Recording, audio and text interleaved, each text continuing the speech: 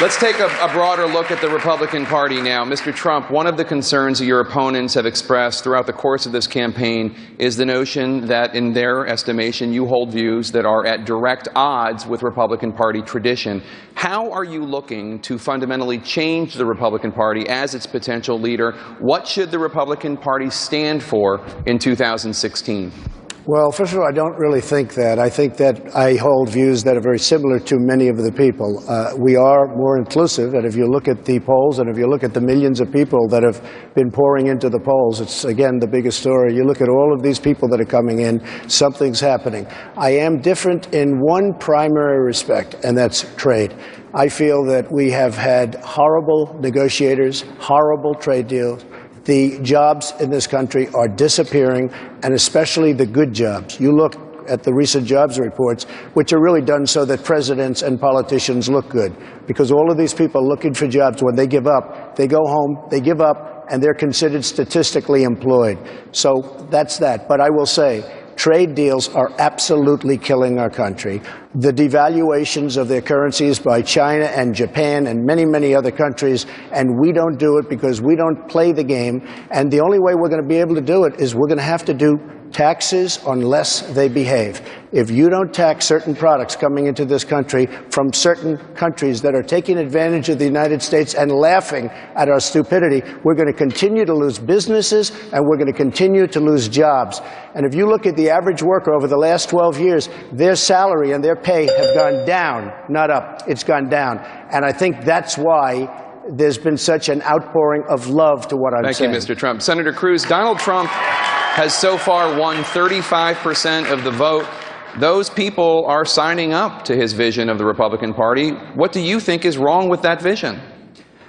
Well, Donald is right, for example. He was just talking about international trade. He's right about the problems, but his solutions don't work. So, for example, his solution on international trade, he proposed earlier a 45% tariff on foreign goods. Now, he backed away from that immediately, and he may come back with a different number tonight. I don't know where he'll be tonight. But I'll tell you what happens. You know, we've seen prior presidential candidates who proposed massive tariffs. You know, Smoot-Hawley led to the Great Depression. And the effect of a 45% tariff would be when you go to the store, when you go to Walmart, when you're shopping for your kids, the prices you pay go up 45%. But not only that, when you put those in place, because a tariff is a tax on you, the American people, but the response of that is that the countries we trade with put in their own tariffs. A much better solution that works is the tax plan I've laid out, which would enable our exports to be tax-free, would tax our imports, would not raise prices for Americans, and would not result in reciprocal tariffs. Thank you. Fix the problem, and that's what's missing from what Donald says. Mr. Trump, will give you a chance to respond. The 45% tax is a threat. It was not a tax, it was a threat. It will be a tax if they don't behave. Take China as an example. I have many friends, great manufacturers, they want to go into China. They can't. China won't let them. We talk about free trade. It's not free trade, it's stupid trade. China dumps everything that they have over here. No tax, no nothing, no problems, no curfews, no anything. We can't get into China. I have the best people, manufacturers, they can't get in. When they get in, they have to pay a tremendous tax. The 45% is a threat that if they don't behave, if they don't follow the rules and the regulations so that we can have it equal on both sides, we will tax you. It doesn't have to be 45, it could be less, but it has to be something because our country and our trade and our deals and most importantly, our jobs are going to hell. Senator Cruz. Jake, let me be clear what Donald just said. He said that 45% tax is a threat, and mind you, you are paying the tax. It's not China that pays the tax.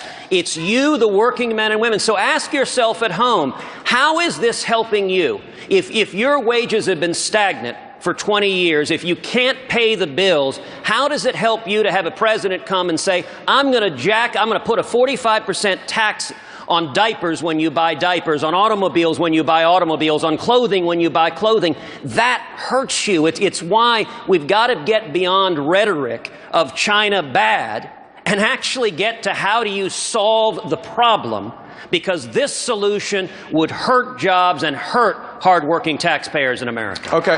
Jake, I have to say, honestly, it's just the opposite. What will happen if they don't behave?